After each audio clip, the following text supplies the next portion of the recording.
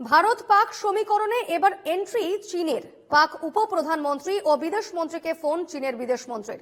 পরিস্থিতির ওপর নজর রাখছে চীন, পাকিস্তানের পাশে থাকার বার্তা, এমনটাই সূত্রের খবর। পাকিস্তানের তোলা নিরপেক্ষ তদন্তের সুরেই সুর মেলাচ্ছে বেজিং। ভারত পাক সমীকরণে এবার নয়া এন্ট্রি চীনের। পাক উপপ্রধানমন্ত্রী ও বিদেশ মন্ত্রীকে ফোন চীনের বিদেশ মন্ত্রীর। পরিস্থিতির ওপর নজর রাখছে চীন, পাকিস্তানের পাশে থাকার বার্তা।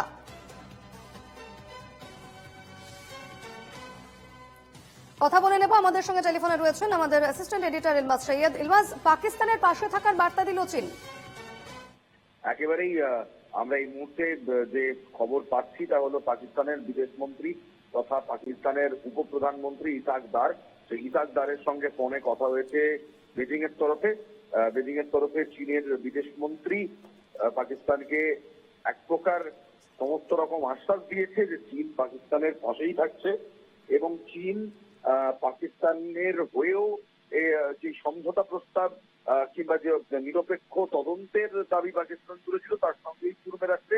একই সঙ্গে পাকিস্তানকে এও বার্তা দেওয়া হয়েছে চীনের পক্ষে যে ভারত পাকিস্তান সীমান্তে যে সিজফায়ার ভায়োলেশন গত 3 দিন ধরে লাগাতার চলছে, গত 3 দিন ধরে এলওসিতে লাগাতার গোলাবর্ষণ চলছে পাকিস্তান এবং ইন্ডিয়ান সাইড দুই সাইড থেকেই। অর্থাৎ পাকিস্তান যখন আমাদের ওপর গোলাগুলি চালাচ্ছে, আমরাও রিটালিয়েট ফায়ারিং করছি, শেয়ারিং করছি, সেই পরিস্থিতির ওপরও চোখ রয়েছে এবং পেহেলগাম পরিস্থিতির ওপরও চোখ রয়েছে। এবং যে খবর আমরা জানতে পারছি, কার্যত পাকিস্তানের তোলা নিরপেক্ষ কোনো দেশকে দিয়ে, নিরপেক্ষ কোন তৃতীয় শক্তিকে দিয়ে যে পেহেলগাঁও হামলার তদন্ত করার যে দাবি তোলা হয়েছিল সেই দাবিতেই সুর মেলাচ্ছে চীন। গতকাল থেকে সামনে আসছিল বেশ কিছু ভুয়ো খবর যে চীন পাকিস্তানকে তাদের প্লেন, তাদের বন্দুক ব্যবহার করতে বারণ করেছে কিংবা চীন পাকিস্তানের সঙ্গে নেই, সেই সমস্ত ভুয়ো খবরকে ধূলিসাৎ করে দিয়ে আজ চীন রীতিমতো স্পষ্ট জানিয়ে দিয়েছে, এটা বেসিক্যালি গতকাল মধ্যরাতেই এই ডেভেলপমেন্ট ঘটে। তারা স্পষ্ট জানিয়ে দিয়েছে কার্যত তাদের যে মানে আয়রন ক্ল্যাড অ্যালাই, চীন কিন্তু পাকিস্তানের আয়রন ক্ল্যাড অ্যালাই। চীন পাকিস্তান আজ থেকে নয় বহুদিন ধরে, যেহেতু তাদের কিছু কমন ইন্টারেস্ট আছে, শত্রু আমার বন্ধু, এই পন্থা যেহেতু চীন ফলো করে, সেই জায়গা থেকে চীন আবার দেখিয়ে দিল যে চীনের উপর আমরা ভরসা করতে পারি। ইলমাস, একদিকে চীন যেমন পাকিস্তানের পাশে দাঁড়ানোর আশ্বাস দিয়েছে, অন্যদিকে আমেরিকাও তো ভারতের পাশে রয়েছে। সেক্ষেত্রে চীনের পাকিস্তানে থাকার এই আশ্বাসে ভারতের উপর কি কোনো প্রভাব পড়বে বা চাপ বাড়বে? দেখো, এই মুহূর্তে যদি জিও পলিটিক্স দেখা যায়, চীন পাকিস্তানের পাশে থাকবে এটা আমরা জানতাম, কিন্তু আমেরিকা যে ভারতের পাশে আছে এটা নিয়ে এখনো কোনো সিওরিটি নেই। আমেরিকান প্রেসিডেন্টের শেষ বার্তা খুব সহজ, পাকিস্তানও আমার কাছে প্রিয়, ভারতও আমার কাছে প্রিয়, তারা নিজেদের এই সমস্যা নিজেদের মতো করে সলভ করুক। তোমার নিশ্চয়ই মনে আছে পাকিস্তান ডিফেন্স মিনিস্টার কয়েকদিন আগে একটি আন্তর্জাতিক সংবাদ মাধ্যমকে বিবৃতি দেওয়ার সময় বলেছিলেন, স্বীকার করে নিয়েছিলেন কার্যত যে সন্ত্রাসবাদ তারা ফিউয়েল করে, তারা পয়সা যোগায় সন্ত্রাসবাদে। তার সঙ্গে আবার এও বলেছিলেন যে 30 বছর ধরে এই কাজ তারা করছে আমেরিকা এবং ইউকে, মানে ব্রিটেনের কথায়। এই মুহূর্তে জিও পলিটিক্সটা খুব অদ্ভুত ভাবে সিচুয়েটেড। রাশিয়া রয়েছে, রাশিয়া কি করে জানি এখনো কেউ জানে না।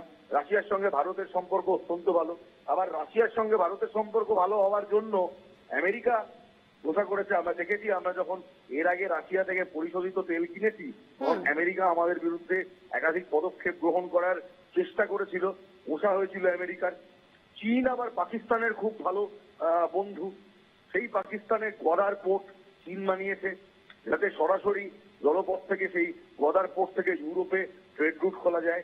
দেখো, সমস্ত এই জিও পলিটিক্স এর পেছনে কিন্তু রাজনীতি রয়েছে এবং তার থেকেও বড় ট্রেড রাজনীতি রয়েছে।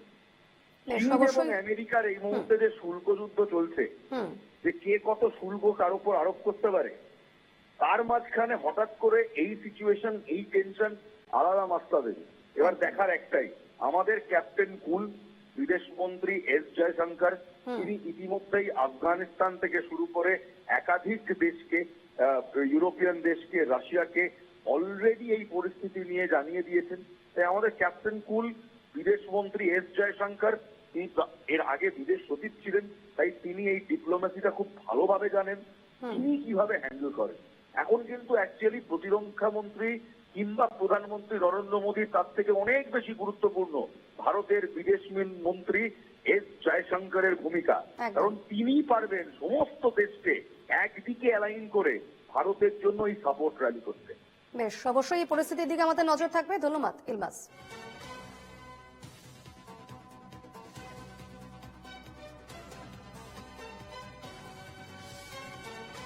ভারত পাক সমীকরণে এবার নয়া এন্ট্রি চীনের, কারণ পাকিস্তানের পাশে থাকার বার্তা দিল চীন। পাকিস্তানের তোলা নিরপেক্ষ তদন্তের দাবিকে সমর্থন বেজিং এর।